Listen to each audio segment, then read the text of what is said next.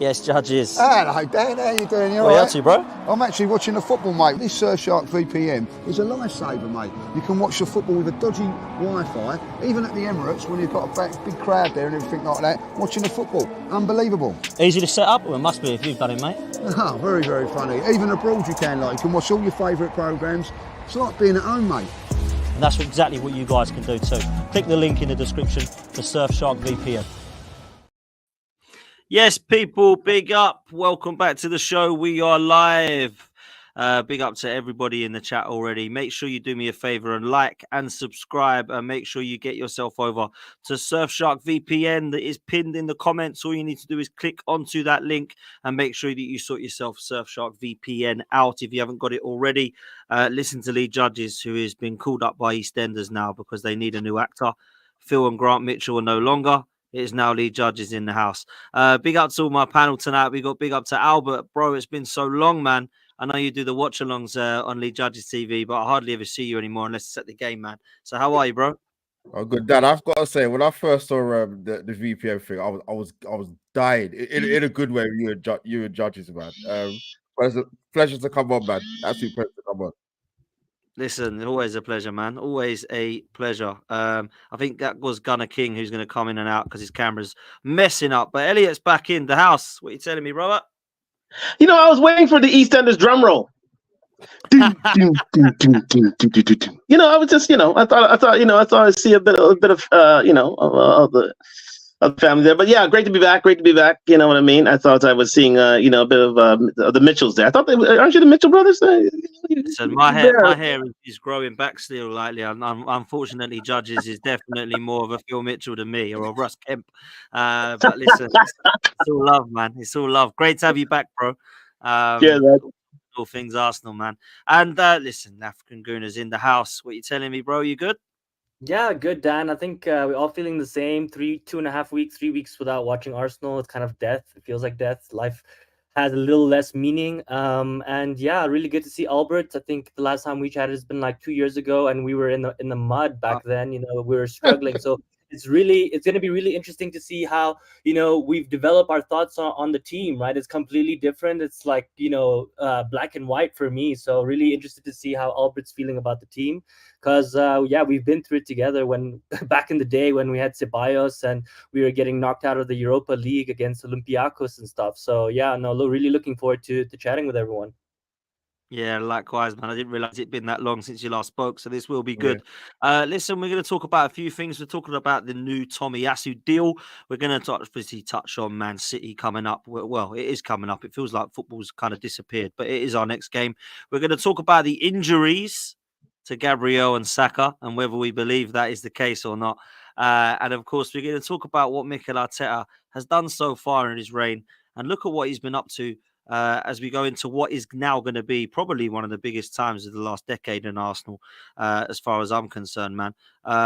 Listen, Gunnar King is going to join us. He's got some problems with his camera, I believe, so we'll make sure that we can get him in once that is fixed. Albert, let me start with you, my bro. Yes, we are going to start with the international injuries to Saka and Gabriel. Now, Gabriel, first of all, was told that he's got a knock and he's not going to be able to make the Brazil game. And then, of course, Saka, it was reported yesterday, is injured, even though apparently he was training on his own and all these kind of rumours. But now apparently he's injured and he's come back to Arsenal. Is this Arteta playing a little bit of a Sir Alex Ferguson? Is this real? Is that Saka now not going to be fit for City and Gabriel? Like, where's your head at with this one, bro? Oh, God. I'm here for it, if I'm honest, but to be honest with you, because obviously the critical stage of the season. But the Saka one was a bit of a surprise. I have to be honest, that came out of nowhere for me. But Dan, you know what? With him, I don't mind if he has a little bit of rest when it comes to England, because obviously Arteta plays him week in, week out without fail. The Gabriel one, I do believe. I'll tell you why I believe that one. You guys might remember it. We played Brentford at home. I was at the game for that. I think he took a knock in the first half and he did run it off, but it took him quite a while to run it off. And people go, yeah, but he played the Porto game. But listen, you try and remember last time in football where players play where they're 100% fit. It probably never happened, Dan, to be honest, in whatever football cycle he's born in. But the Gabriel one, I do actually believe that one actually, because they said is it a Achilles tendon injury? If that's true, then I'd actually do believe that. If you remember the Brentford game, because he picked up a knock in that. As for the other guys, we knew Martinelli wasn't gonna travel with wasn't gonna go international break before the break itself. So the Saka one, I'll be honest, Dan. If I'm gonna be brutally honest, whether they're telling the truth or not, I don't really care. As long as he's fit for the big game on Easter Sunday. Thanks. The Gabriel one, I actually do believe, if I'm being honest with you. Yeah, it's interesting, Elliot, because I agree with Albert. This Gabriel knock I did see, and then obviously it continued to play into the Porto game. And now people are saying that this one could be true and that he might be a doubt for City. I'll be amazed if neither of them are lining up against City. I think they'll both be fit.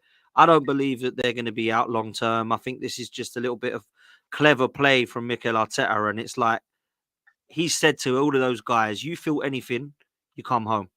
And I think that's what's happened. I really do, man. So what's your thoughts on this one, man? Gabriel and Saka, are they injured to you? It's finally it's so great that Mikel Arteta is finally engaging in, as Curtis Shaw would say, the dark arts. And we're not usually a side who engages in such. Pep is the grand master of the dark arts, and Klopp is falls soon behind. But we're a big club now. We're big boys on the block now, so we have to engage in the dark arts now. And finally, Arteta is getting the message that no, if it is a critical point in the season, you don't send your players away. You don't. And if there's any hint of an injury, you bring them right back. And I agree that Gabriel is indeed has a slight injury. And if that is to be if that is to be rested, let it be rested. These are friendlies. These are true friendlies. These are not for any. The players are going away for no competitive capacity. It's simply just to team bond. That's it. It's just a team bonding exercise, and for the FAs of around the world to get their money in. So again, why go? Why go? I mean, for Bukayo, it's a case of listen. He's a 2-time Player of the Year in England. Why the hell does he need to go showcase his skills again? Where in London? Bring him back. Bring him back. I don't need this. This is a critical point in the season. We have 10 matches in the Premier League, plus we have a run in the Champions League. Now it's not the time to appear patriotic for your country when your team needs you. The teams that are paying your salaries need you, and quite simply, get your ass back to London Colney, or should I say the Sobha Realty training center? Sorry, kits pending, Lord knows. Anyways, but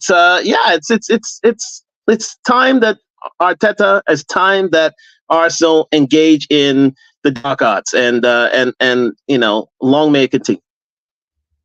Listen, African Gooner, I'll come to you because I'm with Elliot and Albert. I honestly believe it. And Gary Neville made a really good point yesterday on overlap. I don't know if it's called the overlap. They call it Just Stick to Football, I think. But there's Roy Keane, Ian Wright, and Gary Neville, and they're talking about how Alex Ferguson said, you 4 are going, you 3 are staying.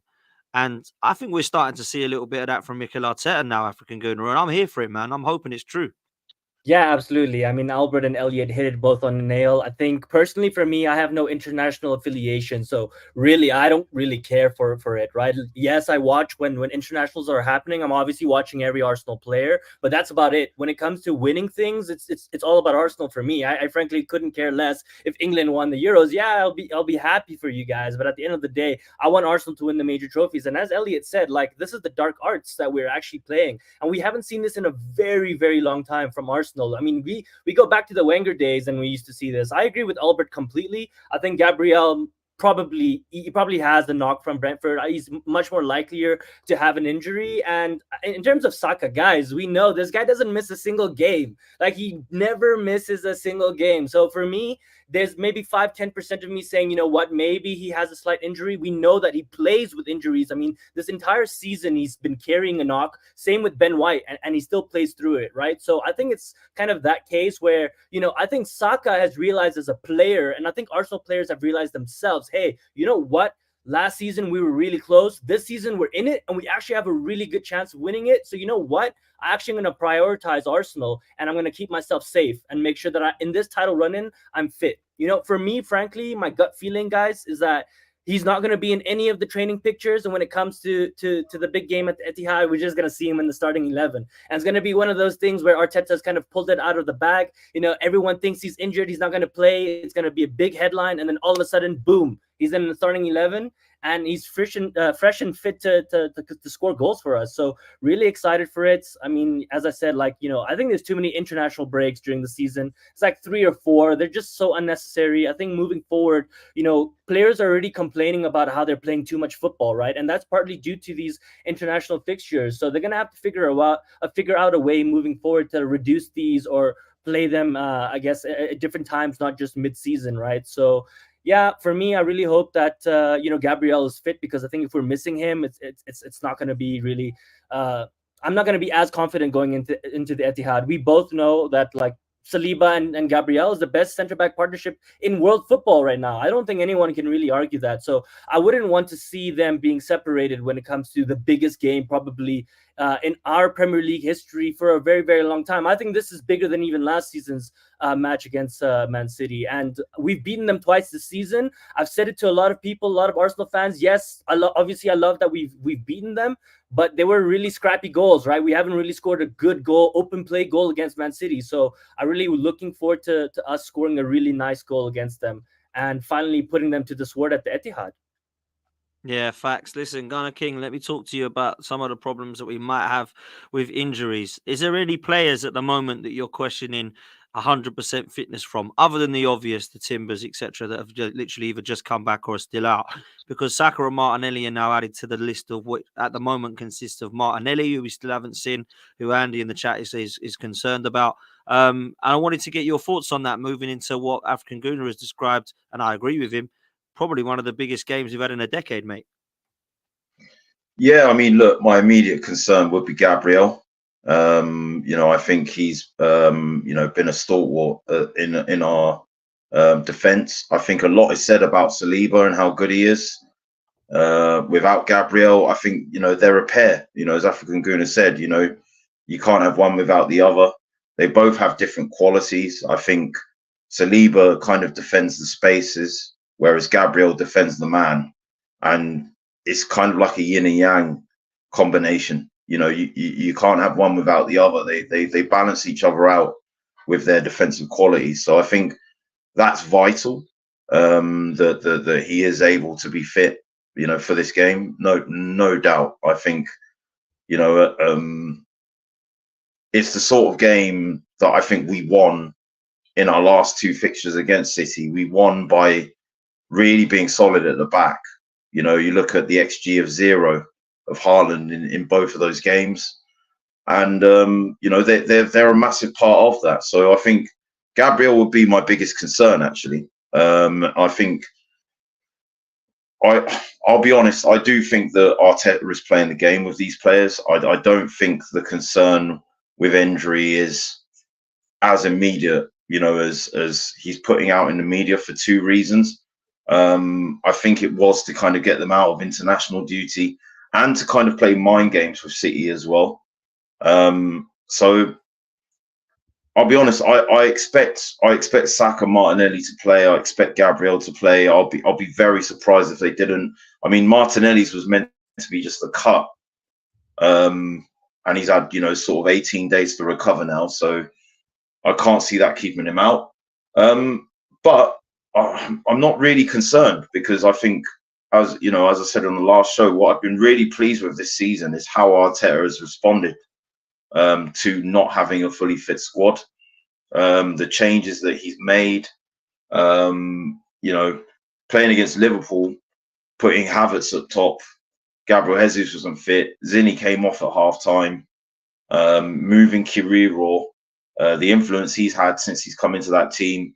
I'm confident, with Arteta's ability to troubleshoot with whatever squad that we've got. So I'm excited to see who is involved in that game, but I expect all of these players that he's removed from international duty to be there. Most of the games are friendlies. I mean, Brazil were playing England, on Saturday in a friendly. So it's understandable why they've been pulled out. It's just not necessary, friendly should be reserved to see players that you haven't seen play anyway, so totally agree with African Goon as well. The international scheduling during seasons is terrible, and it does need revisiting. But look, I think I'm not really concerned with these guys. It would be great to have Partey back, I think, and Tomiyasu as well. And I'm hoping that they can play some part, even if it's off the bench. But yeah, I mean, those are the only real concerns that I've got, and they're not major in my eyes. Listen, it's going to be interesting now, but because I know for a fact that when Sir Alex Ferguson and Arsene Wenger were going at it for titles, they hated this international in March. You know, I think Gary Neville and Roy Keane were talking about it. For me, it's a madness thing. Go play your friendlies in August. Go play your friendlies in October. If you want to go play your friendlies in January, it's fine by me. But when I look at it and we're going for a title, we're 3/4 of the way through the season, we've got to play these international game breaks. It makes it difficult for players because if you was to be real and ask the players, club or country, you'll get different answers. Some will say, particularly Brazilians who we've got, a lot of them will say Brazil. They will.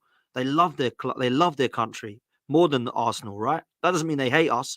That means that they're 100% behind Brazil winning everything, and they will go and play for their country because that to them is an absolute the biggest honor you could ever have. So that makes it difficult for players because when you're going for a title and you're going to the Etihad soon and you've got Brazil to go and play for, that makes it very difficult to make that decision. So if Mikel Arteta is putting that question to them and posing that question, and some of them are like, oh, I don't want to say no because I don't want to be let down by my country. But also at the same time, I want to play against City. And if I go out there and get a knock, or if I, take the words of advice of Mikel Arteta not seriously, he might not pick me. So it is a madness thing to be playing. Just a poxy couple of games, just so Gareth Southgate can have a look at Kobe Minu. I just think it's a joke, man. Like I would not give a toss about this game. I probably, Albert, if I'm brutally honest with you, might not even watch them. I'll probably just find out what happened in the results. I am club over country and always have been, right? I always will be Arsenal over England. I love to see England win the World Cup. Of course I would in the Euros, right? I'm not going to sit there and lie to you. But it would be for the scenes and nothing more. It wouldn't make me feel like, oh, wow. It wouldn't give me much this passion. Seeing Harry Kane do that with the World Cup is not what seeing potentially a couple of our youngsters doing that with a Premier League or Champions League is. So I'm always going to be club over country, right? But I understand and appreciate not everyone's like that. But this needs looking at for me because it isn't just Arsenal, by the way. This is people might think, oh, it's just Dan having to go because this is teams like Luton and Everton and Forest that are going for relegation. These are teams that are going for top 4, teams that are going for Europa League, European football. There's only really in our Premier League maybe 3 or 4 teams that can sit there and chill. Maybe a Fulham or a Bournemouth right now, but everyone else is fighting for something, like big as well. So I don't know, man. I think it needs to be looked at. And what I will say, Albert, and the question I pose to you is, do you think Mikel Arteta is learning each season? And what I mean by that is not this simple question of yes, because he gets better every year. But I'm seeing a lot from him that I'm liking, particularly from 2024 onwards.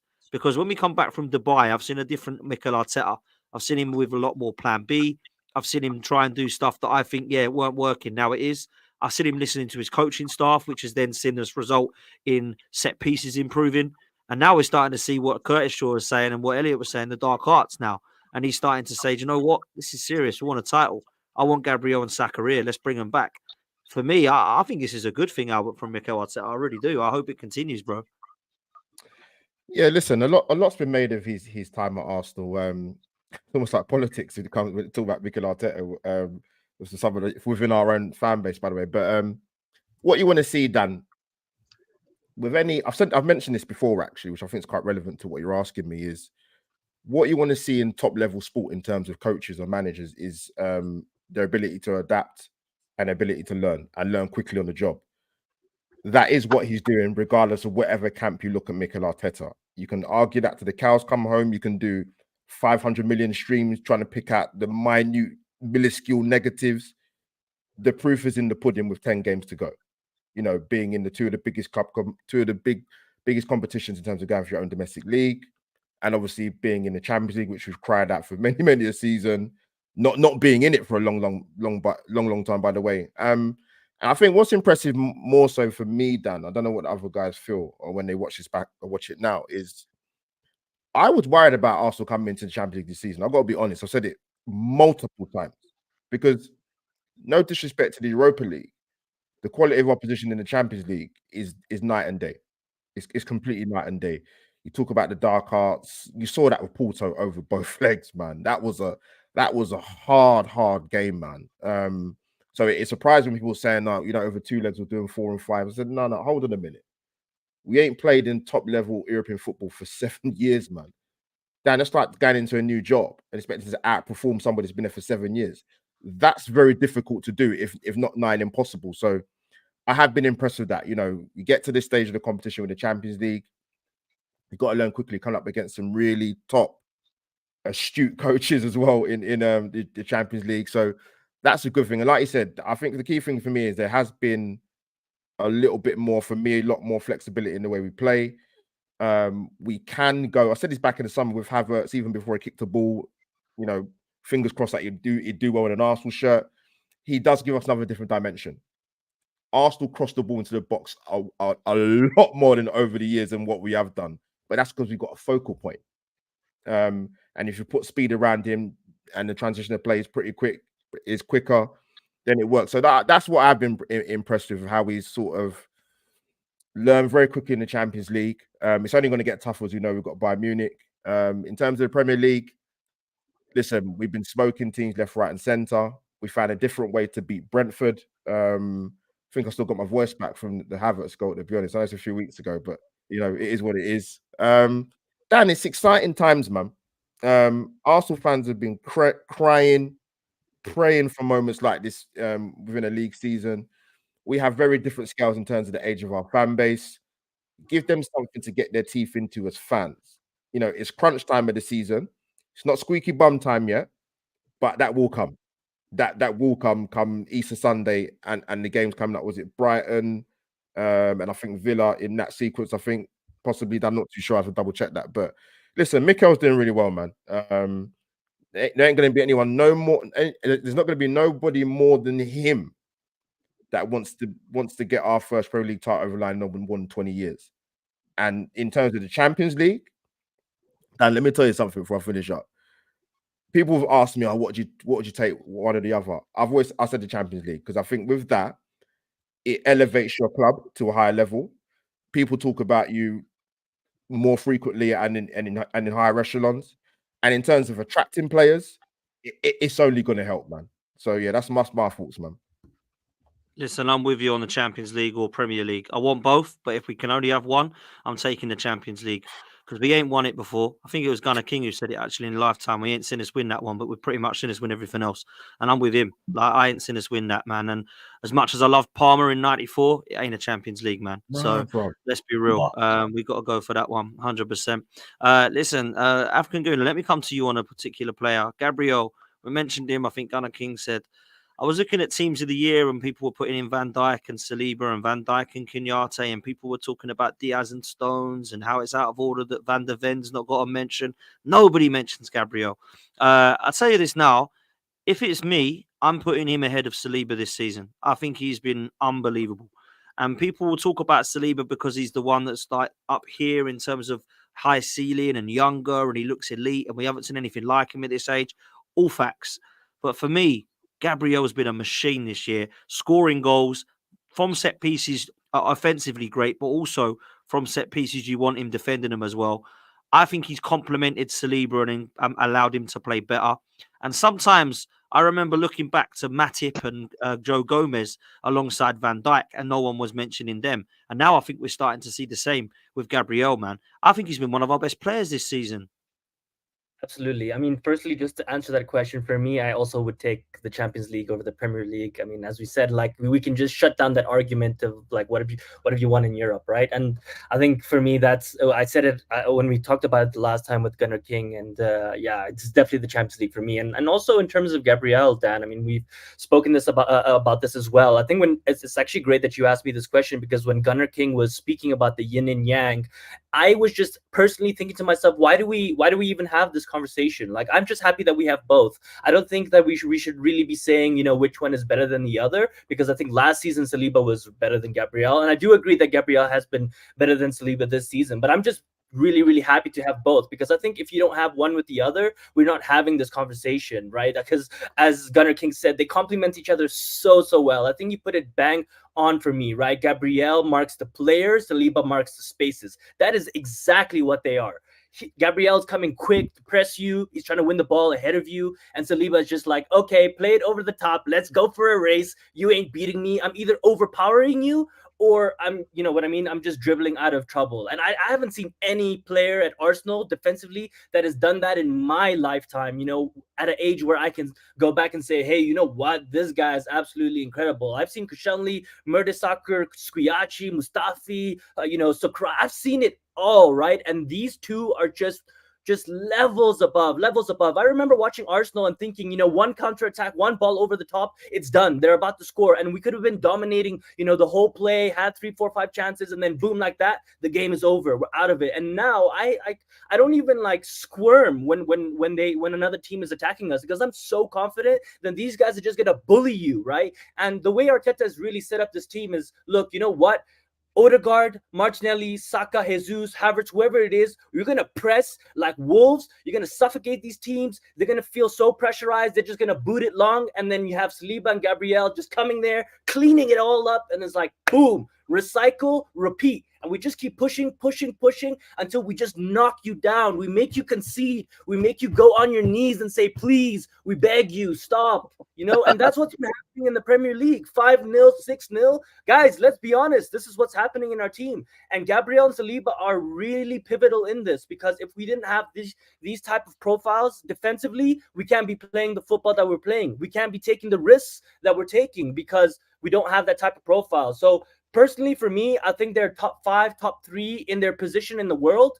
And I think really, if I'm being honest, that's pretty much our whole starting 11. You can make an argument to say, hey, you know what? These guys are top 5 in their positions in world football at the moment. And that's what I've been dreaming of as an Arsenal fan, waiting to get to this moment where I can say, you know what? Every single player in my starting 11, I can hype up. I can go and have a debate with any fan from any team around the world and say, hey, you know what? I put my player on the table because he's elite, and there's nothing you can say about it. And I think rival fans have understood this as well. They talk about Saliba and Gabriel the way that we do, because they have come to realize that, you know what, actually Arsenal have a really good center back pairing. And yeah, I mean, as I said, from the start, personally for me, I don't like comparing them. I don't like saying, oh, Gabriel was better than Saliba. Yes, Gabriel's scoring more goals and he's playing really well, but I think Saliba's also playing like right up there. There's maybe like a 5% difference, and we're just making these comparisons because we're at that level now where like all these small details are making a difference, but they're both elite, right? So yeah, I think Gabriel doesn't get the credit. I think 27 million as well. I mean, starting for his national team. I mean, when I look at like Instagram and the posts and our players and the age, all of them are married or have partners. They have kids. They're like, they're ripe. They're at the age where they're ambitious and they're athletic and they have pretty much everything. They have all the skills to be top elite athletes, right? And that's kind of the shape and profile that Arteta has done. And I'm really grateful for Arteta. In terms of what Albert was saying, like, there's been really roller coaster with Arteta. There's been times where I say, hey, you know what? Maybe he isn't that guy. Maybe, you know what? He's still young. He still needs like 10 years of management to get somewhere. And he's completely flipped the switch on us. And right now, I'm just so glad to be an Arsenal fan and to have Arteta as my manager. I think he's up there with top 5, top 10 managers in world football right now. And he's only going to get better because he's young and he's going to get more experience. And once he gets that killer striker, guys, this summer, oh my God, we're going to be so dangerous next season. Well, listen, we're going to come to that in a minute, actually, about the number 9, because we are linked with quite a few. Well, actually, we're linked with a few players, and we're going to be, because it's international break and no one's talking about anything but. So that's going to happen, right? But I think you said a few things there, African Guna, which I think some people will definitely agree with you on, and some people may not see it. Some people may not see Mikel Arteta as a top 5 in the world because he hasn't got us across the line yet. Some would, because they think, look at what an unbelievable job that he's done. And I do say this, if you want to judge Arteta on him getting Arsenal from where they were to challenging, fair play, because he's done it. That is what we now go into every season believing we can win the league. And that is not something we had realistically. Let's be honest. Even a couple of years ago, people were saying, do you think we'll get top 4? Do you think we'll get top 6? Do you think? And it weren't long ago we were saying that. So hats off to him for that, right? Let me come to you, Elliot. I honestly believe we've got some partnerships now in our midfield and our centre back pairing, and some of the players that, like African Guna says, we can actually look to try and compare to some of the players that we absolutely loved and enjoyed watching. You can look at the likes of Saka and Martinelli and see them as exciting. You can't compare them to Pires and Lundberg in terms of what they've done at Arsenal, but you can say that they can hit those levels for sure because the potential is key. I also look at the partnership of Saliba and Gabriel and think it's been the best since we've had the likes of Adams and Bold and Campbell and Torre. I think a lot of people talk about Koscielny and Mertesacker. I actually think Saliba and Gabriel better than that. I think they're ridiculously good, man. I look at the partnership and I don't see one in the world of football at the moment that is on par with them or better than them. I really don't. I look around. If someone can tell me, go for it. You can throw Diaz and Stones at me. I haven't seen them together for most of the season. You can throw other partnerships at me at Real Madrid, but they've had injuries. Right now, those two have formed a partnership that we can be proud of. And the stats are also backing that up as well. So that's why I think we do deserve 100% credit. And I think in midfield and up top, we've definitely still got some gaps, which I think we can talk about next in the next section. But for me, I look at the team at the moment, and when it is fit, I do think, Elliot, it has a chance of beating anyone. I really do. Absolutely. I'm going to piggyback on what African Gunnar said. You know, in this part of the world, there's especially when it comes to American football, there's an award called the Defensive Player of the Year. And I must say that for the name of Gabriel Magalhaes, he is probably the best defender in the Premier League this season, bar none. I do not see another defender as consistent, as goal scoring, as all round super as my man Gabriel Magalhaes. And if there was an award for Defensive Player of the Year in the Premier League, it would go to Gabriel. He has been absolutely outstanding and so consistent. And as African Gooder alluded to, you know, what we got him from Lille for I think it was 25 million, I believe, 25 million pounds, an absolute bloody bargain, absolute bargain. And you know what? Speaking on the tandem of Gabriel and Saliba, this is just the beginning. Guys, we are at the low end of their peak. They have yet to bloom. They have yet to be at their best. And we have a lot to look forward to going forward. This is just the low end. We are just filling in spots and we are at the low end of our peak of our powers. And everybody knows that. We are entering the Arsenal era. We're just entering into it. I mean, the one thing that I'll say about the Invincibles that I'm so upset about is that it was so short. The Invincibles period was a matter of 2-3 years. This is an era that we can go 5+ years into, yeah. Because I mean, the average age, we're still the youngest, one of the youngest, if not the youngest team in the Premier League. I believe we're still the youngest team in the Premier League right now. Third youngest, behind Chelsea and Burnley. Chelsea, innit? Oh, Chelsea. Well, anyways, we're not going to count the £1 billion loss and the newly relegated side. We're not going to count those two. What we're going to count for, we're not going to count those two. What we're going to count on is Arsenal Football Club and the fact that we're top of the league with a young squad, with a squad that's only peaking, that's only bringing in new additives and preservatives, and making us that much stronger and better for the challenges ahead. And and as I said on the last show, this group, I mean Arteta. Let's go back to Arteta. If he's able to navigate himself through some of the top managers of this era, the Ancelottis, the Klopps, the Peps, if he can get himself through that and win one title, let alone two, or get close to it, imagine where this guy can go. How lucky are we that we are supporters of a side that is yet to blossom, that is yet to bloom. We have yet to see us in full flow. We've yet to see it. I mean, we're the best off the ball team in the world right now. Can we all agree on that? Can we all attest to that?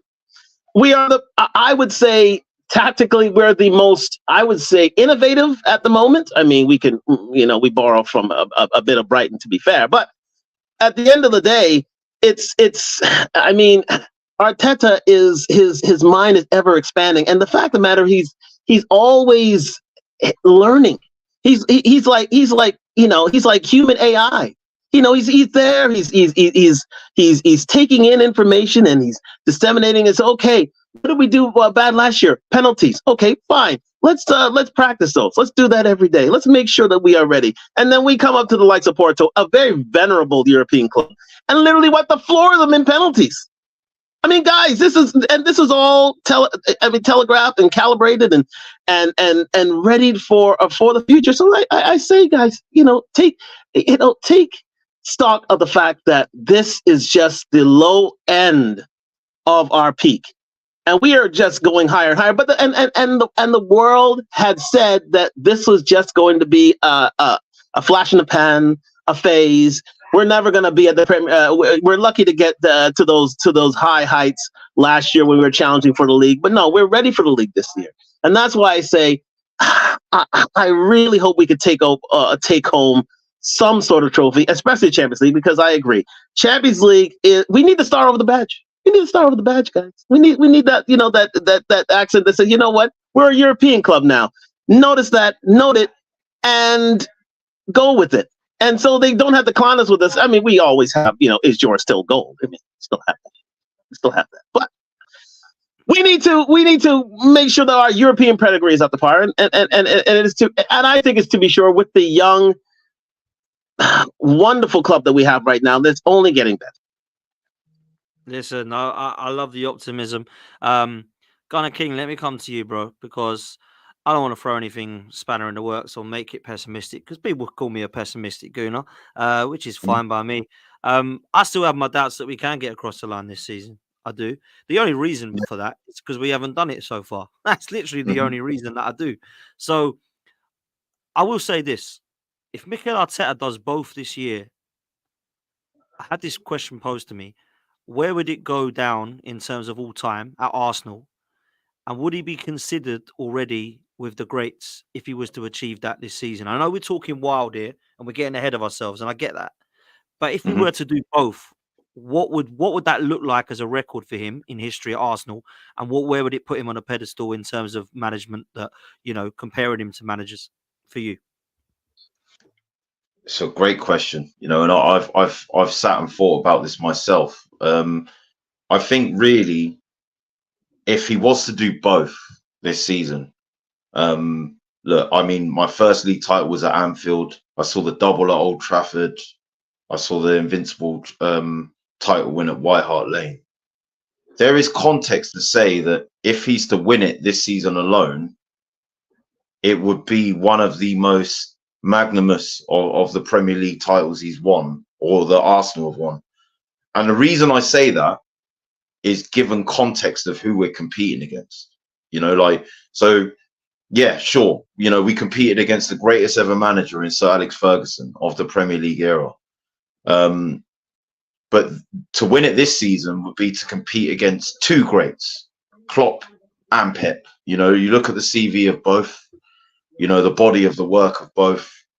Liverpool having completed their cabinet under Klopp, bar the Europa League. Pep winning every available trophy, doing a treble as well, consistently getting above 90 points. To come in and take a club that was 8th at the time he walked in, to spend only 400 million to get it competing with one of them, to then come back and have to compete against both of them and win, for me, he's toppled the more difficult opponent than any of those previous title winners. I would still obviously put Wenger above everything, just given the body of his work, how much he's done, sort of the breadth and the entirety of it. He would take a seat at that table for me if he did both. To be the only Champions League winner in Arsenal's history, to be the first manager to bring that title to the carpet, for me, would be everything. Like, I think, I'd still be looking at it from a perspective of it's a Premier League, it's a Champions League, it's 2 Charity Shields and an FA Cup. So when you compare it to the breadth of work of people like Graham, and Wenger. You know, I'd be thinking about it, and obviously Herbert Chapman, you know, his place in history set in stone. These for me are our three great managers. But he would sit at that table. He'd have to, you know, like these three would be pulling up a chair, sitting him down next to them, and he would have etched his name in immortality in our history. You know, to bring them both home, to bring the Premier League home after 20 years, and to bring the Champions League to the carpet for the first time in our history. I just think, you know, he'd be the first London manager to do a Premier League and a Champions League double as well. So when you're comparing him to the other greats of London, no one's done that. So for him to do both in his first managerial post, might I add, do you know what I mean? Having no prior experience as a manager and coming in, you know, when this club was at, you know, at its worst, and turning it round to that extent, I think for me that would be one of this club's greatest ever achievements. You know, it will forever be remembered.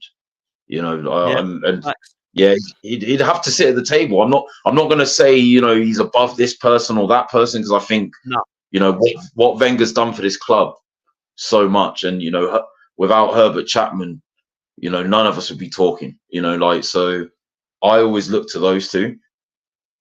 But yeah, you would have to say, you know, that you know, bringing that sort of glory back in terms of our domestic status as champions of England, and bringing the Champions League here, doing it in the same season, doing it with so little experience, you know, against the teams he's competing against domestically and in Europe. Yeah, it's got to be. It would be one of our greatest achievements in this club's history, no doubt. I think for me, it would go ahead of the Invincibles, in my opinion. I know the Invincibles will stand forever, and I get it. But winning 2 trophies instead of 1, winning the one that we haven't won for ages, the 2 major ones, and the fact, to be fair to him, that he did win an FA Cup, which means that he's pretty much, in the 4 years he's been here, won everything there is. Now, I know, again, we're getting ahead of ourselves here, and this might not happen, but if it was to happen, which was the question, you have to respect it. Sorry, African Gooner. I know you're going to come in. No, sorry. I just wanted to add, I think that, look, if he wins the Champions League, he gets a statue outside of the stadium. And my idea would be to put it next to the Arsene Wenger statue. And you'll have Arteta lifting the Champions League, and you'll have Arsene Wenger, obviously, lifting the Premier League. I think that'd be a beautiful story.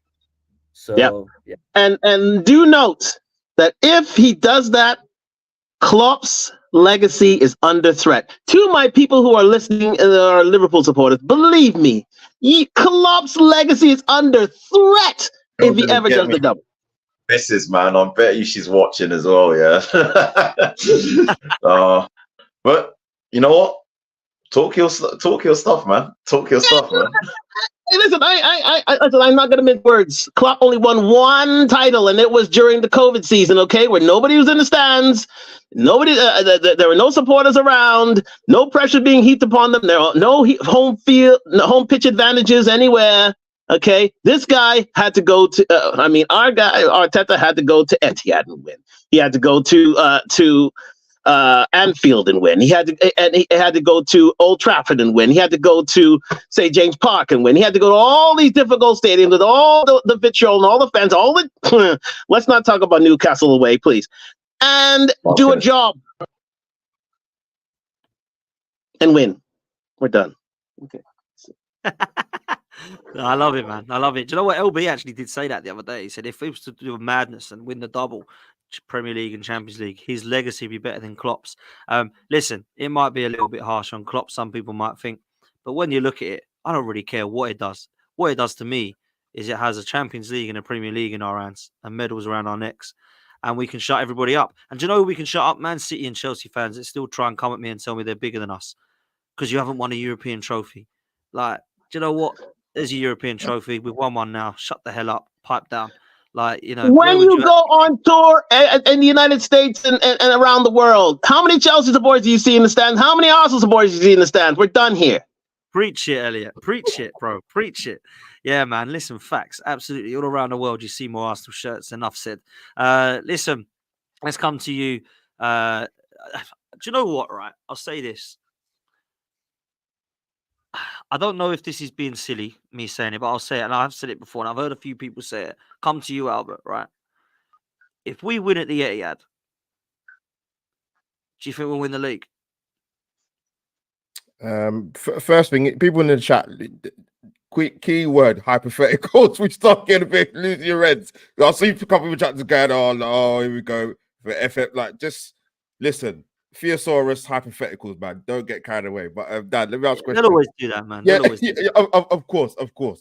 I hope that kills you in it, but it's a good question, Dan, because I said to a few people now, for Arsenal to get over the line to win the league, we have to go to Man City and win and beat Tottenham away as well. The United game I won't say because that's the third to last game of the season. But for us to win the league, for me, we have to go to City and away. People are going, now if we don't lose at the Etihad, and I said no. I said one, we owe them one because it's been a long time since we've gone there and won at the Etihad Stadium. Long time. Was it Cazorla days? Is it under Wenger? So I think 2015, long time ago, Dan. So I think not just because to get closer to winning a league title, but I think the enormity of beating City away for up and coming seasons as well as this season would be huge for Arsenal. Huge for Arsenal Football Club. You saw with this season that Leicester won it in terms of winning the Premier League. When they went to the Etihad and won, I think it's 3-0, I think it was. That was incredible. We thought, well, you know what? We have to take these guys a little bit seriously. But I think for Arsenal to win the league, I think we have to go to City and win. If I'm being totally honest. Arsenal are a further year in the development. And when I say that, I'm talking in the sense of when we go to City away, when we go to Spurs away, when we go to Old Trafford away. We have got better as a club in terms of competing in these big games, Dan, particularly at home. Anyway, definitely at home. Doing a double over Tottenham for the first time in 10 years last season, almost 10 years.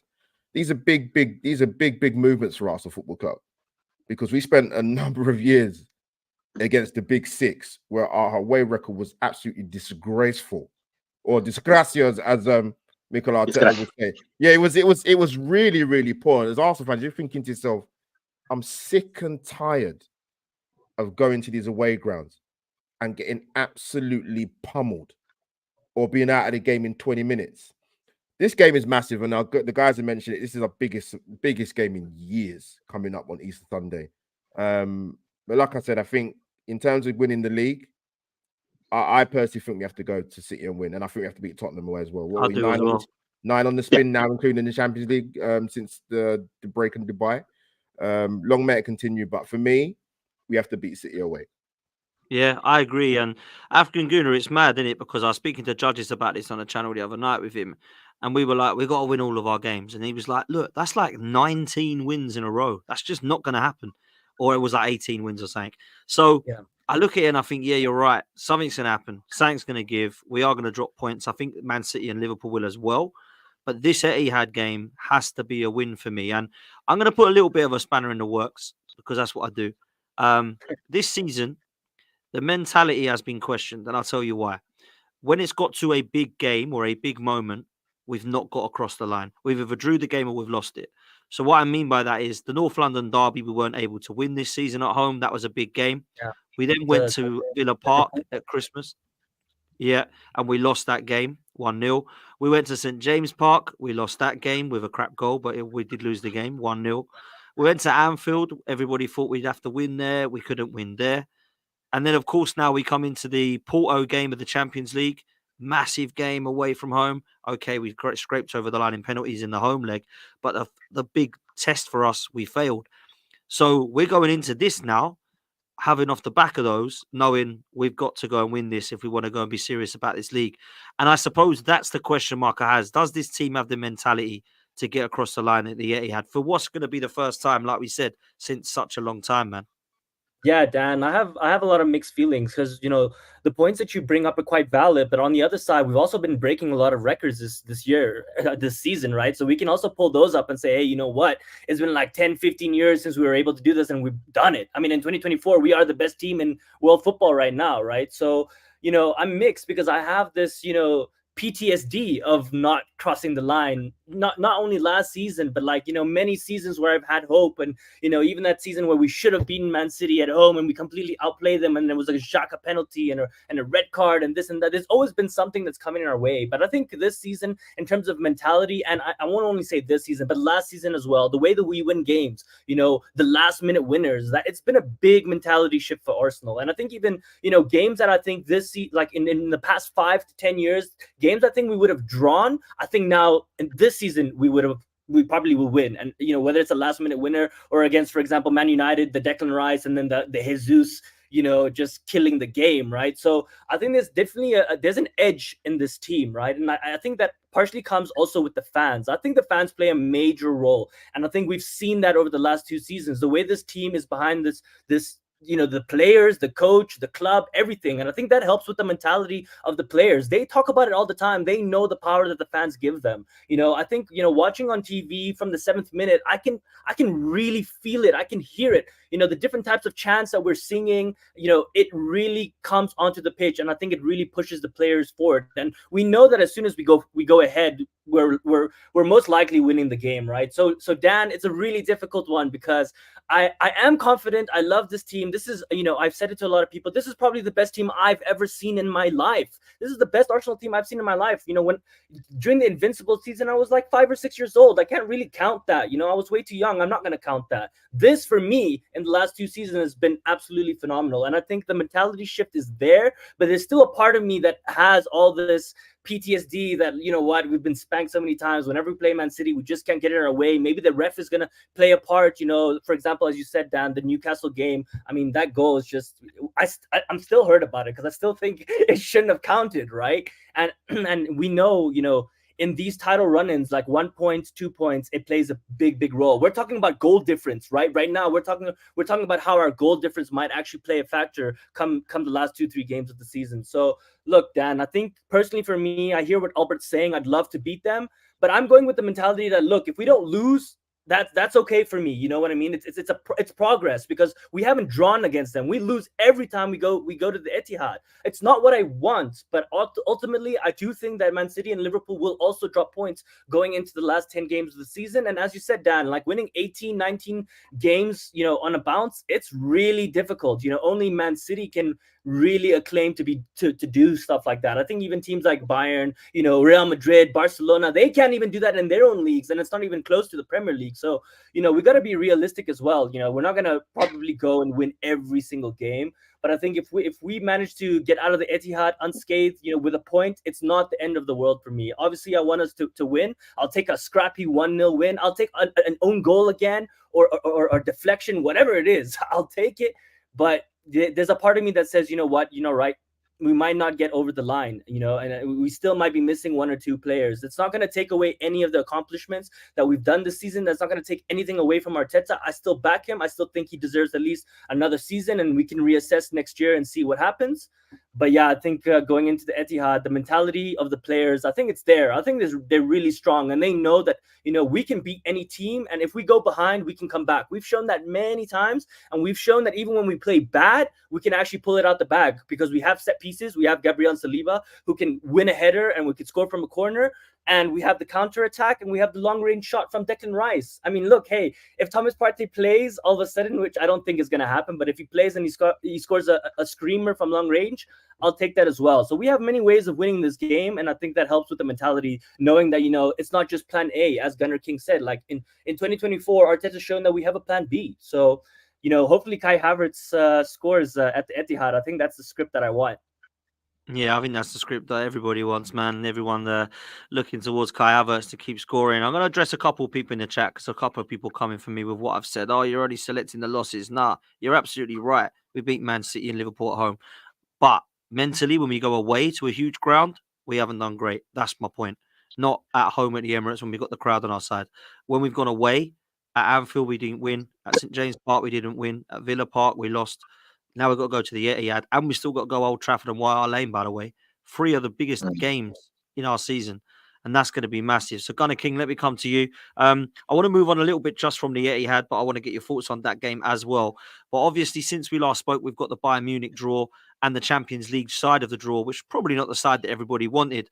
So now we're going into a situation where if we got to win this competition, bro, we got to beat the best, which is going to be either Bayern Munich, Man City, or Real Madrid, and probably Atletico Madrid, PSG, or Barcelona looking at things. So this ain't going to be easy, bro, if we want to win this competition. So what are your thoughts now you've seen the draw and going into this massive game with the Etihad, bro? Yeah, so I mean, look, I love African Guna, but I did say it on the last show, I could not disagree less. I'm totally with Albert. This is a game we need to win at the Etihad. It's a must win.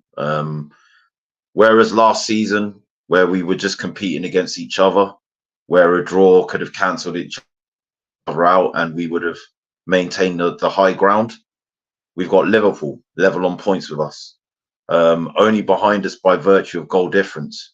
So I see it a very improbable outcome that we either draw, win, or even lose that game. I think Liverpool are going to beat Brighton. That's the next game, as far as I'm aware. It's Brighton away, I think. I don't see them losing that game. I look at Liverpool's fixtures. It's the most favourable of the three. They've got the least of the big six. And the big six clubs that they do have to play, Man United, yeah, okay, Man United just beat them. But I see that really as an outlier result. And I see Liverpool probably going there and wanting to put on a big statement and respond. And Tottenham at home, and Tottenham beat them earlier on in the season only by virtue of a goal that shouldn't have stood. That's one-way traffic. I mean, what are you looking at then? The Merseyside derby? I mean, Everton are going to have a vested interest in wanting to stop Liverpool, but I don't see that being enough. So I'm looking at Liverpool's fixtures, and it's just like, where is the loss? Who's beating them? Because I don't think anyone's beating them. So, I think the only thing that we'll do is a win at the Etihad. That's it. Period. And I think as well, just to kind of, keep the morale of these boys at a high, I think it's important. And I think in terms of, this season, I kind of agree with you of going away, and big games that we've played away. But one thing I will say about the boys' mentality, I think there have been situations where they've had to win. And I think the Liverpool one really was the one that stood out. Okay, it was at home, but that was a do or die moment. And in that do or die moment, they chose to get it done. I think, people wrote us off against City, they got it done, so I think you are kind of seeing that fighting spirit. And I think we're going to need that in our Champions League games. I was excited we got Bayern Munich because, I'm not from this school of I would have wanted an easier draw to get to the final. And people are saying that. I'm just saying this because we have got a difficult draw, and in terms of having to play Bayern and who we're going to have to play afterwards. If you want to be the best, you got to be the best at the end of the day. And Bayern, they bested us so many times over the years. I think it was in 4 years, there was 2 or 3 years where they knocked us out. Ridiculous score lines. Nah, I want them to pay. It's not even about winning just winning the Champions League and just getting to the next stage. This is actually revenge. You know what I mean? It's a blood feud. I saw the way Muller came out and did his interview, and he was like, "Oh yeah, they're a top side," but the look in his eyes, he was mocking it. Let's be honest, he was fully mocking it. And I take this stuff personally. For me, it's personal. Do you know what I mean? When a team does that to you, it's personal. They have personally mocked us in a way that they have to get it. There's no two ways about it. For me, Bayern have to get this work. It's so annoying, every time, just hearing that 10-2, 10-2, 10-2 being thrown in your face. And, people have been speaking about it again, like it's a foregone conclusion. They're going to beat you like they always do. And, people were saying that a few years ago about Liverpool. This season, they were saying, City are going to beat us like they always do. They haven't beaten us once. I want these lot to be the next victims, to get shown. You don't bully us anymore. You don't push us around anymore. Do you know what I mean? We're not this little club, that is here for everyone's entertainment. We're serious, and that at the end of the day, that for me is everything. Go into that game against Bayern, win that game, win that tie. We've got the home advantage, playing at home first. None of their fans can travel away. We need to make that stadium as hostile an environment to put as much pressure on these players, from Bayern as possible. And then, I think it's important to get a big lead if we are to win that tie. The Allianz Arena is going to be a very difficult place to go, because likewise, their fans at home will make that environment incredibly hostile for us. So I think it really is sort of the part of the season that we're coming to now where it's, it is clutch time, and we need everyone to be ready mentally, physically, to be prepared. We need the fans to, whether you're Arteta in or out, shake it all about. None of that matters right now. No. Forget that. Leave that stuff at the waistline. Do you know what I mean? Like, agree, disagree. Right now, we need to get behind the team. We need to get behind the boys. We need to get behind the manager, because there's a job to be done. And I feel like it can only really be done with everyone singing from the same hymn sheet. Yeah, man. Just quickly. Yeah, no, he's right. I think with that, when we've got the tie, when you get to the stage of the Champions League, it's going to be tough. We saw in the last round what happened with Porto, but we have to go to that second leg with a lead.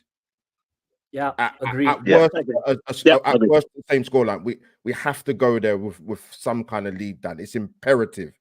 Because say what you want about Bayern's league form. It needs to be a 2-0, 3-1. Say 2-0. Exactly. Yeah. Say what you want about Bayern's league form. When it's a cup competition, Dan, it's different in the Champions League. It's a different animal. Mm-hmm. It bleeds different. We have to go there with something when we go to the Allianz Arena.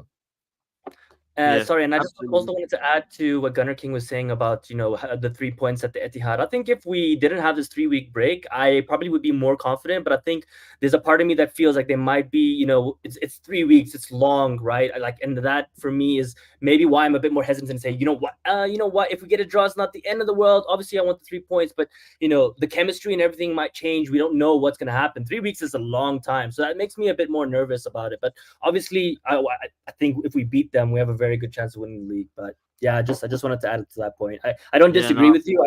I think the 3 weeks changes it for me. If we were playing them immediately after our last game the following week, I would be saying, yeah, let's go 2-0, 2-1. Like, I'm quite excited. But because it's been such a break and there's still international breaks, there could still be more injuries. We don't know, right? Obviously, we've seen Haaland is not injured; he's playing. So I think that factor changes it a little bit for me. Okay, fair play. Before I come to Elliot, a couple of super chats I want to chuck up. Dale says, don't forget that Liverpool's Champions League trophy was against Spurs, a team that finished 26 points behind Liverpool in the Premier League. And I might add, by the way, the most embarrassing Champions League final I've ever seen. Like, absolute embarrassment from Spurs, that was. I had to get that in there. Cliff, big up, bro, says, we ain't beating Man City. Victory against Shite Hart Lane will be key for us if City and Liverpool drop points. This is actually a good point in relation to what Liverpool and City do, actually, because Liverpool and City have actually got some fixtures that people are brushing over. For example, Saturday I saw Fulham batter Spurs. Fulham also beat Arsenal. And Liverpool and City have got to go to Craven Cottage. And I know that Fulham are sitting there in the sun right now on the beach, but actually it's a hard place to go. I don't think Liverpool and City can just waltz up to there and go, right, that's 3 points. Let's brush in the park, like breeze in the park. Let's go and on to the next one. I think they'll give them a game. So definitely for me, both got to go to White Hart Lane, which is very difficult. Actually, Liverpool is at Anfield, but Man City have got to go to White Hart Lane. And that's the ground they really don't do well at, by the way. They've literally scored 1 goal there, and that's this season in the FA Cup. So there's a lot that can change for sure, man. Absolutely a lot that can change, 100%. Elliot, let me ask you this question. I asked this question to the panel a few weeks ago, but things were very different. So I'm going to ask it again. Now that we've seen the Champions League draw, now that we know where we are in a title race, what do you think Arsenal will get closest to winning? If we don't win one, do you think we'll get closest to the league or the Champions League this season? It pains me to say this, but I think it would be close to the Premier League. I think we're at the top of the league right now. We do damage at the Etihad, and I think that, and then we steamroll from there. I'll say this: if we win at the Etihad, we win the Premier League. Clip it. If we win at the Etihad, we win the Premier League. That's how important this match is. Because the amount of confidence that we will gain from that match will steamroll us into the rest of the matches. You thought Leicester in 16 was good. Wait till you see what we do if we win at the Etihad. We are going to steamroll this league. And I mean, these guys will come through that with a level of confidence you've never seen. You will never see.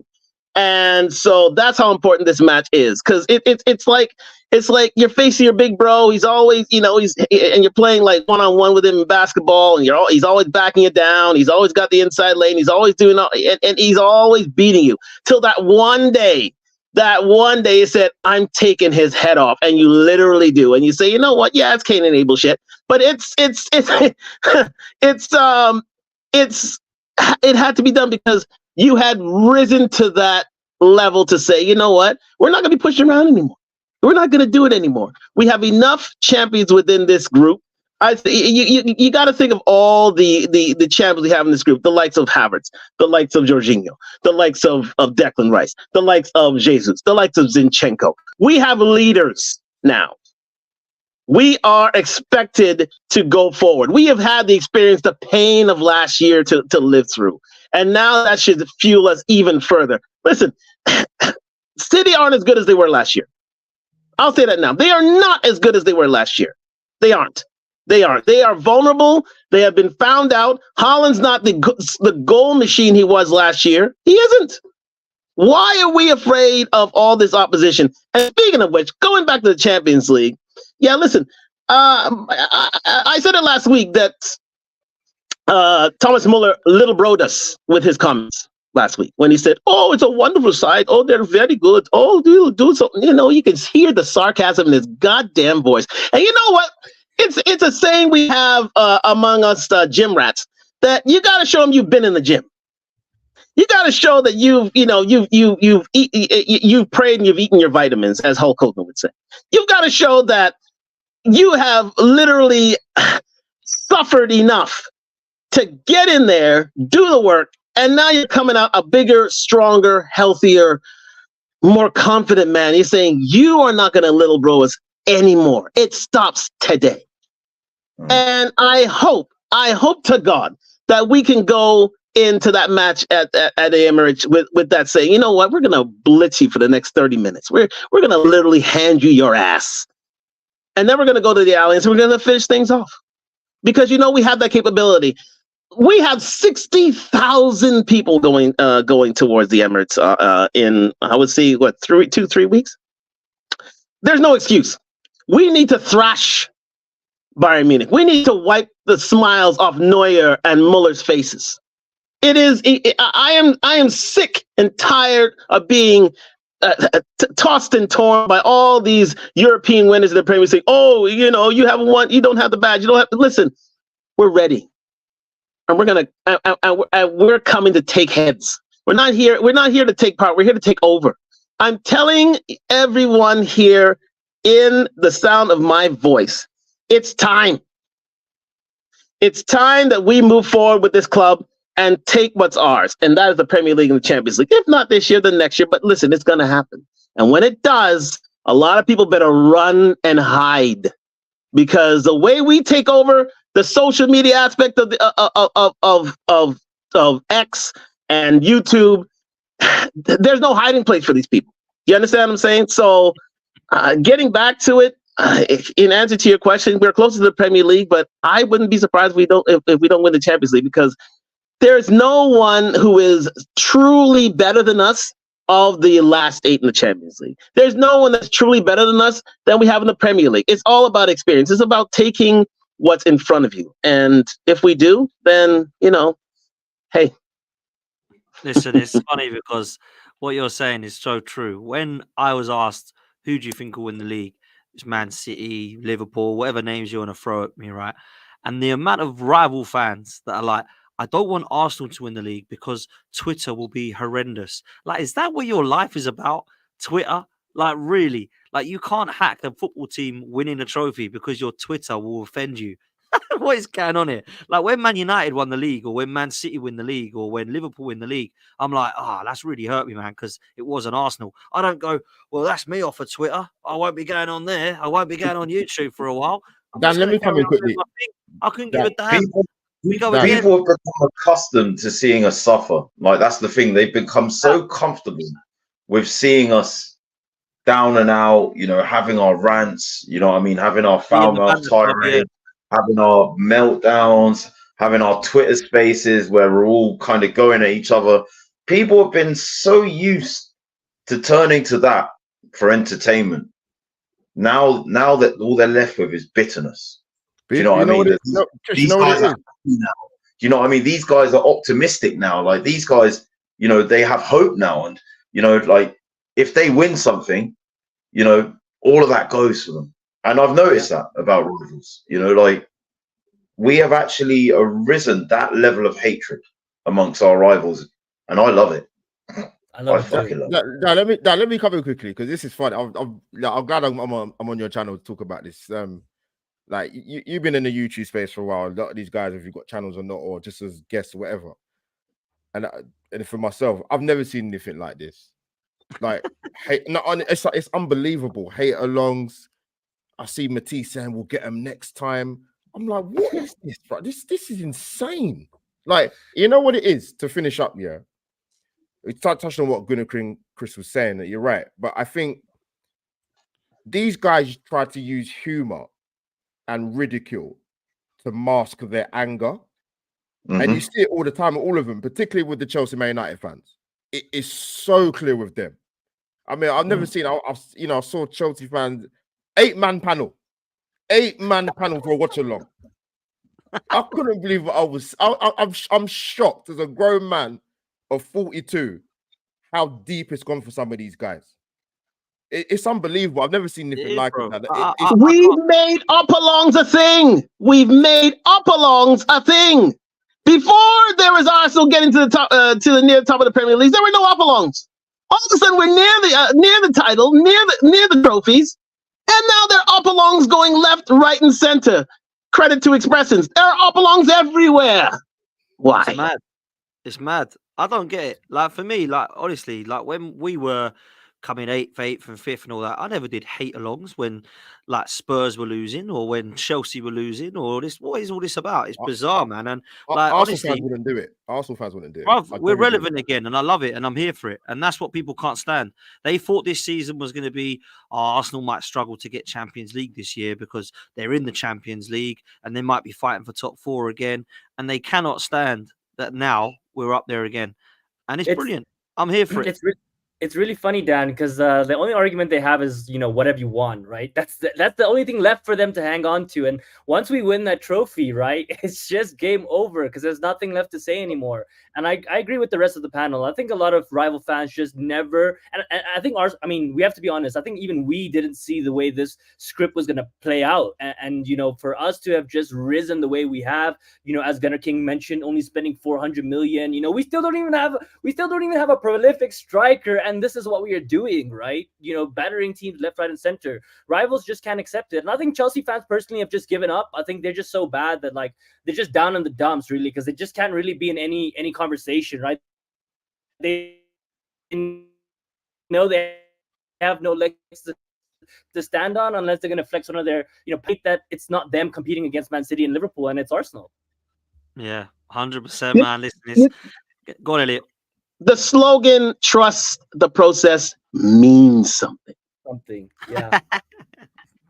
Trust fans are the used to it. process means something. Now Man United's going through their process. Now Chelsea's going through their process. Now all these other clubs are going through the process. When everybody Actually, it's trust true. the process. What's trust the process? It's just, They all now trust they were laughing the at it. Now they process. want one. It's mad, really. It's That's- crazy. That's the means thing, Pop.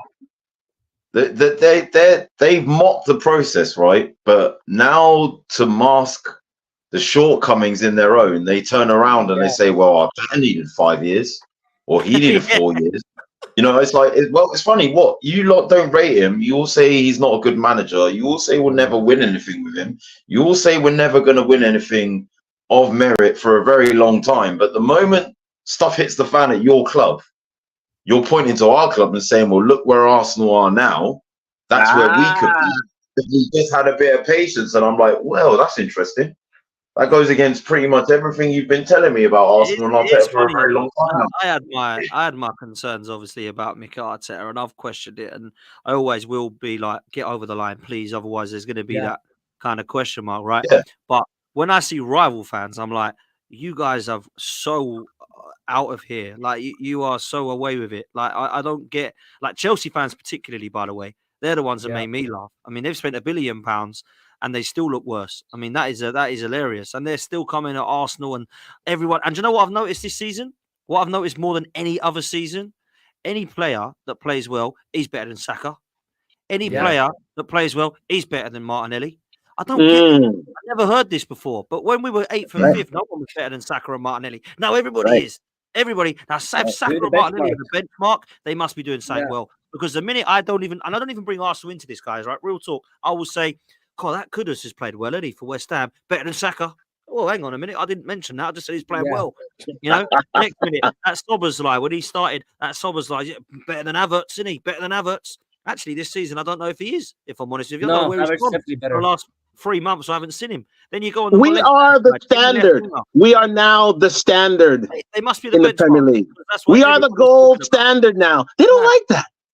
Cole They Palmer don't as like that well, our another one. players would be compared to everybody else's. Everybody says, well, he ain't no Saliba or Gabriel. He's no Saka. He's no Odegaard.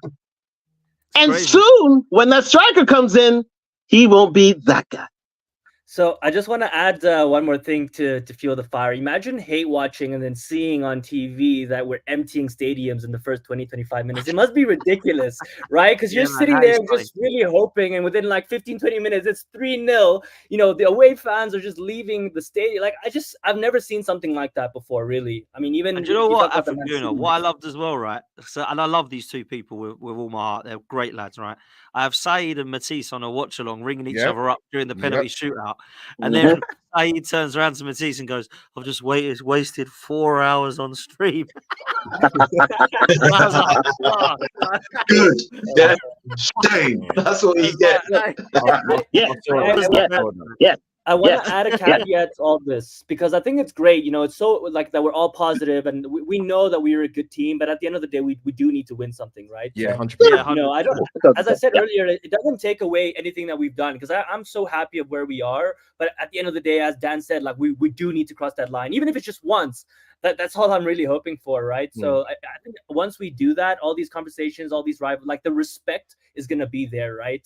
And I think it's going to be higher than a Man City treble or whatever because they bought their way there. We know that. We earned our way here. You know, we earned our way to this table, and I think that's something to be really proud about. But at the end of the day, you know, a lot of people in the comments are saying, oh, you know, you guys are over positive and stuff. Yeah, we're going to be. You know, we've suffered for many, many years, taking beatings, as Gunnar King said, 8-2, 6-0, 6-3. We've been through it. I've been, you know, going to school as a kid and going through university with my Arsenal shirt and just getting made fun of consistently. And now I'm at a point in my life where, you know, I'm supporting a team that's one of the best teams in the world. We're gonna be positive. I mean, you can't shy away from that. But at the end of the day, we do still need to win something. And I'm still giving Arteta at least this season and next season.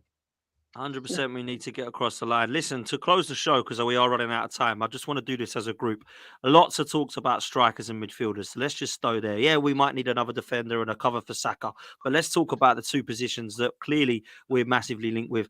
I'm hearing in midfield that there's links with players like Zubimendi and other players like that. Up top, we've been linked with Ivan Toney for God knows how long. But now it's looking like that might not happen. And it might be an Osimhen or even a Victor Gyökeres over at Sporting Lisbon. what are people's thoughts on this? Because there's a lot of people saying that there is a massive striker gap. Some people are saying if we get a midfielder in, depending on who it is, they might not even start if Partey does stay, because Partey, Rice and Odegaard will be the starting 11. I'll open the floor, man. Whoever wants to start. What two players would excite you in those two positions as a striker and a midfielder? Go on, I'm happy.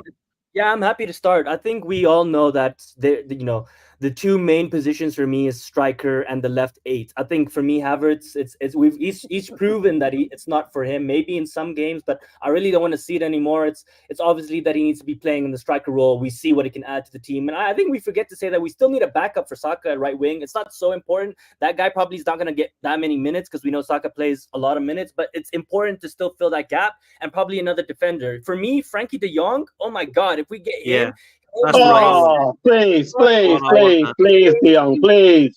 Yeah, I mean, that would be one of the biggest and most powerful midfields. Like when we're talking about Champions League and stuff, like what can you say? We're gonna be up there competing with the best of the best, with the best midfield. And we already know we have the best defense. And then the final piece for me is, whether it's Osimhen, Gyökeres, Ivan Toney. I think Ivan Toney is a safe bet because he's not gonna cost that much. He's 50 million. I think he can do well in this team. A lot of people saying, this last patch since he's come back. Look, guys, he's playing for Brentford. Look at Havertz playing for Chelsea and look at Havertz playing for Arsenal. It's different. I'm not saying it's gonna work 100%, but it's a safe bet, right? If you're thinking like 50 million, he's Premier League proven, he's an English player, international.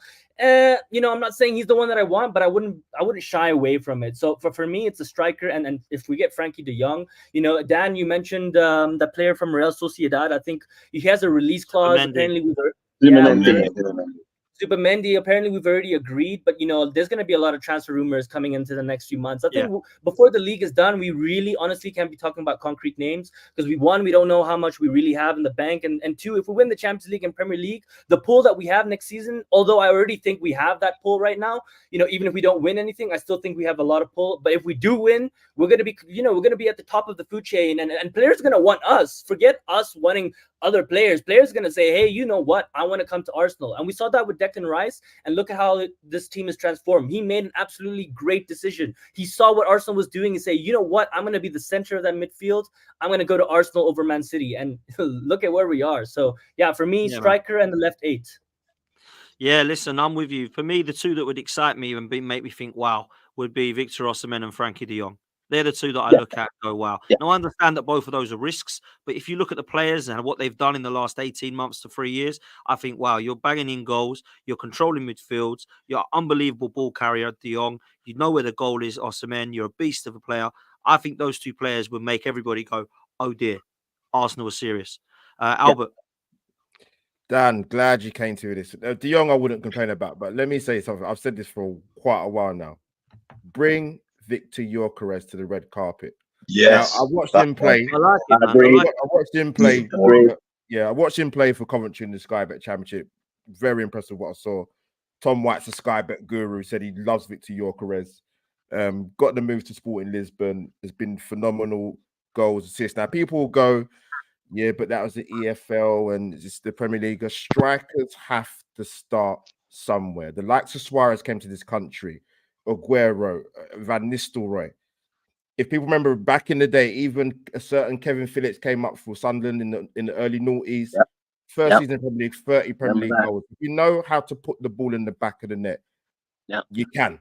Victor Gyökeres, nothing against Osimhen, sort of Nigerian, nothing against Tony Watkins.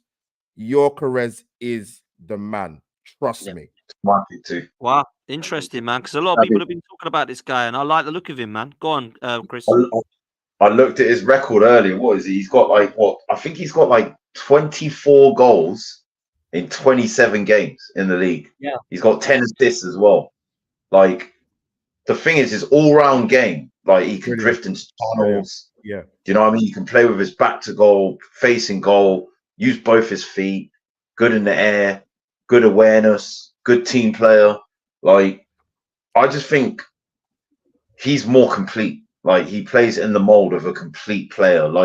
He can switch from being a service-reliant striker that kind of stays in and around the box, but he also has qualities that you would see in a false nine, in his game as well. He's really exciting for me. I think, yes, Osimhen has got the pedigree of, sort of winning a Serie A title, being pivotal to that, doing really well with Nigeria. And yes, Ivan Toney has the Premier League experience. But, Toney being 28, is that a long-term option? Osimhen, I think for the money you're going to pay for him, I just think, has he kind of lived up to the expectations of last season, this season? And also with his injury record, I'm just like, there's something there. I can't explain it. I think he's a great player.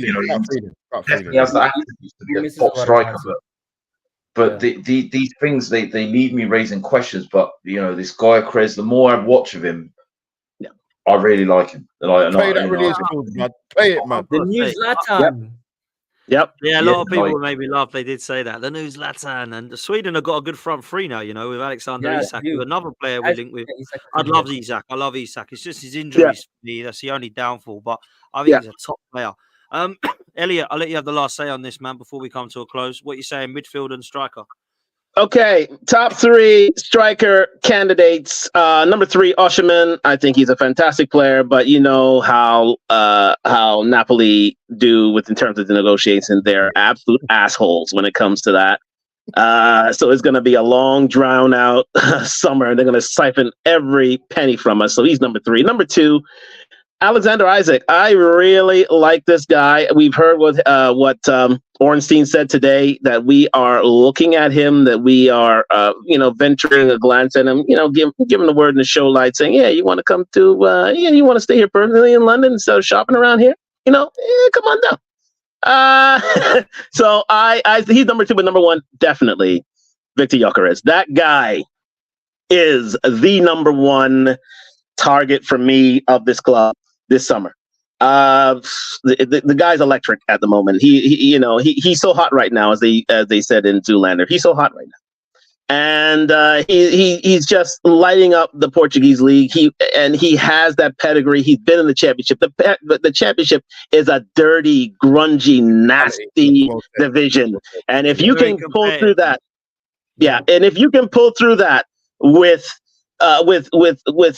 medal in tow, and he nearly brought Coventry up to the Premier League. Do remember that. It was only a few penalties away from bringing them up to the Premier League, and then what would he be rated now? So thank goodness we had that he was he was relegated, and he went to Portugal. That lowered his value just that little bit. Now Sporting want to try to re-sign him and re-up his value to I think it's about 100. They want to give him 87 mil, roughly about that. Yeah, but they're trying to. What Elias is saying is that they're trying to re-sign him so that they can increase it, because they know already they can increase it. Yeah, exactly. Yeah. So they want to get him up to 120 euros, so about 100 million pounds. So they're trying to do that. They're trying to push for that. But I hope that he resists that. With the idea that Arsenal are coming in for him, they say, "Yo, listen, let me just get out of here." And I've given you a great year, but that'd be my number 1 target in the striker position. Midfield, again, Zubamendi, number 3. He's good, but is he great? Is he going to raise the bar here within our midfield? I don't think so. And again, I don't think Partey's leaving. I don't think Partey's leaving for another year. I think there's no money out there. There's no sort of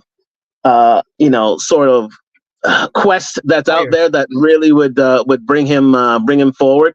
I think number 2 would be Douglas Luiz. I think when Arteta has a hard on for a player. Pause. When Arteta has it in for a player, that he will stick around him to the death, and he still has a love affair with Douglas Luiz, and I do not see him giving up that quest. But number 1 for me, Nigel de Jong. All I'm asking for Barcelona to do is put Nigel de Jong in the room with Mikel Arteta. Give him an hour. Have him have a chat with him. Let him outlay his plan for him. Let Edu, chime in from time to time in the conversation. But yeah, let Arteta run the meeting. See if we don't get Nigel de Jong then. That's why I think, with Nigel de Jong in our midfield, being that left 8, we will be unstoppable for the next 4 to 5 years. I mean it. Imagine a Rice, Odegaard, and de Jong midfield. It is mouthwater. We will run this league from pillar to post. I'm dead serious on that. So those would be my midfield and my striker targets. So no one going for Paulinho from Fulham? Is that just dead in the water? No one wants him anymore? I love him. I think he's fantastic. I think he'd also be a good option because he'd be a good option. He'd be in my top five. He'd be in my top five. Yeah. Yeah. I do think for me, Frankie De Jong for me is my number one in midfield, and then up top, one of the Victors. One of the Victors. I don't know. Listen, I like both of them, man. I think Gyökeres has done really, really well. I think Osimhen, people forget like now that he's not because he's not on the same season he was last season. Everyone's like, nah, but actually, this guy is talented, man. Shout out to Fofana. Shout out to Fofana. That kid. Yeah, you know what? Yusuf Fofana, I'm a big fan of. Big fan of. And Kefren Turan, very good player. Zubimendi's more of a Jorginho party type player. I'm not sure if we keep both of them that we're going to need another one, but maybe one of them's going. I don't know that yet, but that's where I'm at. Look, listen, before we wrap up, I need you to do me a favor, people. I need you to go and follow all these guys. Albert JTV, I need you to go and follow him and subscribe to his channel. I need you to go follow the African Guna on Twitter. I literally put in African Guna and you will be able to do that on Twitter. Make sure you go do the same thing for Gunner King 14 and go follow Chris on Twitter. And of course, go follow Elliot. Elliot, what's your Twitter handle? You did put it in the chat. Let it shout it out. Ellie Rob 72. I'm ready for the love and hate. There we go, man. Absolutely. That's got to be done. Make sure you like, make sure you subscribe. Thank you so much for 17K.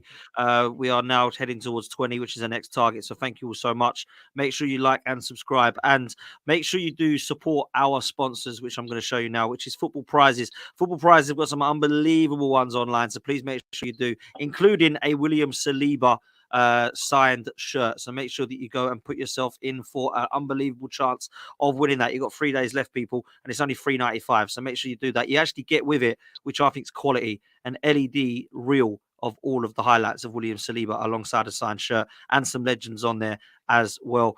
If you're up for England, Slovenia, then make sure you put the ticket. You've got 20 days left for that one, $195, and you get a private jet there as well, which is well worth it. And for every single club, we've got Forest Awonyi, we've got Jared Bowen from West Ham, we've got Lewis Miley, we've got Son if you're a Spurs fan, Liverpool prize as well, a Jurgen Klopp signed in. This is, let's be real, you've got to get it this year because it's the last year he's going to be with you. So make sure that you are in for Football Prizes. All you got to do is click the link in the description over to Football Prizes and you'll be able to go and get your ticket for a chance to win. So please make sure that you don't miss that, guys. Big up to everybody for coming on. Make sure that you do me a favor and follow these guys. Make sure you click on the pinned comment to Surfshark VPN because we're supporting them. So make sure you go get your VPN sorted by clicking the button in the pinned comment. We'll be out of here. We'll see you next time. And as always, up the Arsenal. Take care, people.